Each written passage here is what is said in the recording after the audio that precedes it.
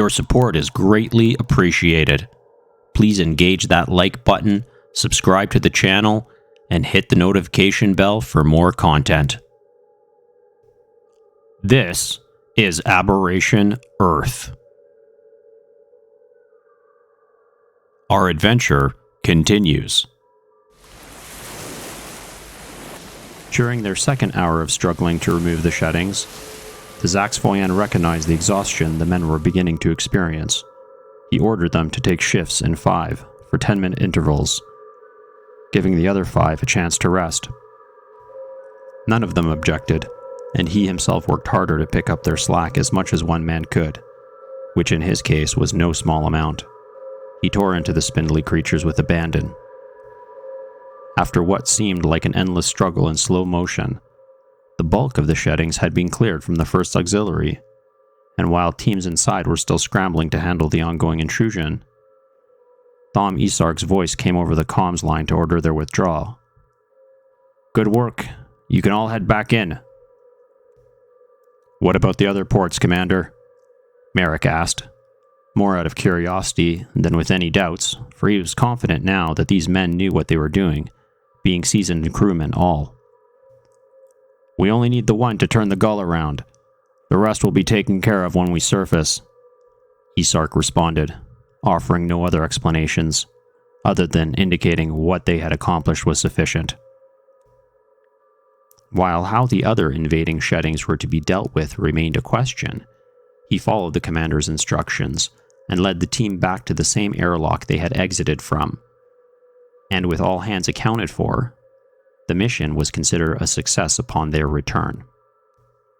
The men in the heavy bells locked themselves into their individual docking stations, where the suits were stored when not used, just as the control cabin activated the starboard auxiliary they had just cleaned out.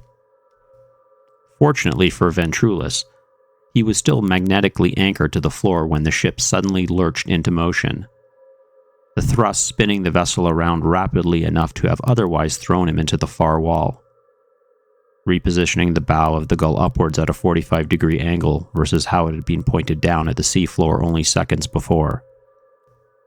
Earlier, the spaceman had been caught without his armor on.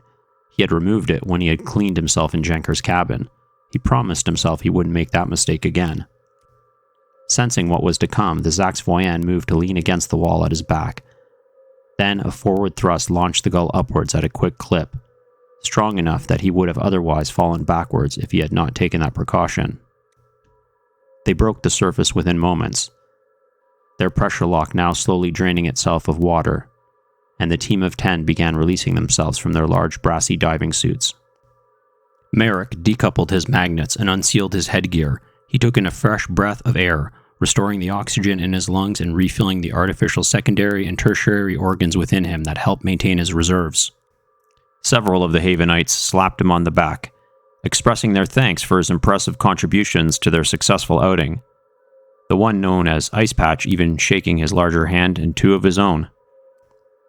A smiling Fishburne appeared at the hatch, informing them he was there to escort him back to the command room, where the officers were awaiting a debriefing.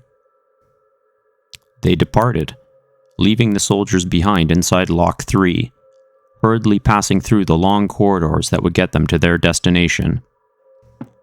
Ventrulus asked his escort, whom he had noticed was no longer armed with his flamethrower, "What about the rest of the sheddings?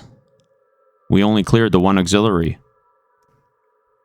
"Dead," Fishburne said, looking over at him, newfound respect clearly lurking behind his words.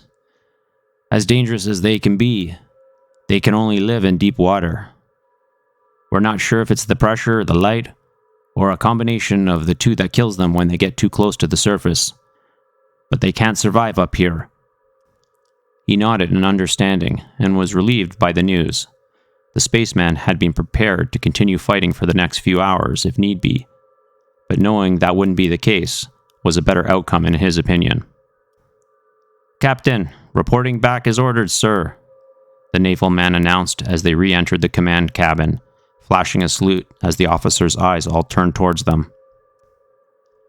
"Mr. Merrick, my men are all wondering how it is you are not crushed into a jelly paste out there. I assured them, "You are not a demon, fairy, or trickster of any sort. Just a man from a faraway land with special technology." Jenker called out to him from his chair on the other side of the room, giving him a wry look as if to say, "Please, indulge my people, friend." The Zaxvoyan remembered the captain's warning. These people needed answers, he could understand that. However, he was mindful with his words when he answered, making no mention of his true place of origin. "Where I come from, my people are as human as any of you. Our doctors and scientists have perfected techniques that allow us to enhance our bodies with refined materials. Much of what you have seen me do is only possible because they operated on my body for many years, changing me in countless ways, making me stronger, more suited for the journey I had to take to get here." This seemed to satisfy most of them, though Commander Isark was still giving him an uncertain look, as if he had more questions he would like answered. But for the moment, he accepted what was said, and kept whatever else he may have wanted to ask to himself. "You were planning on heading north. Are you still intending to go that way?" Demad commented. Activating controls from his seat, he brought up a new isometric holographic display of this region of the world on the large table at the center of the room. Merrick considered the situation for a moment. He had every intention of continuing his journey, but these people also offered a chance to fulfill certain parameters of that mission. "Yes, I do, though I hope I can travel with you for a little while longer yet."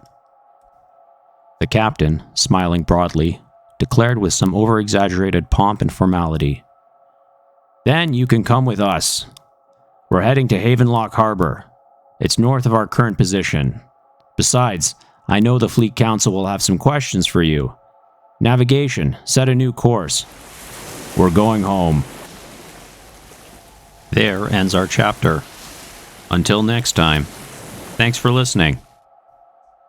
Please engage the like button and subscribe to the channel for more content.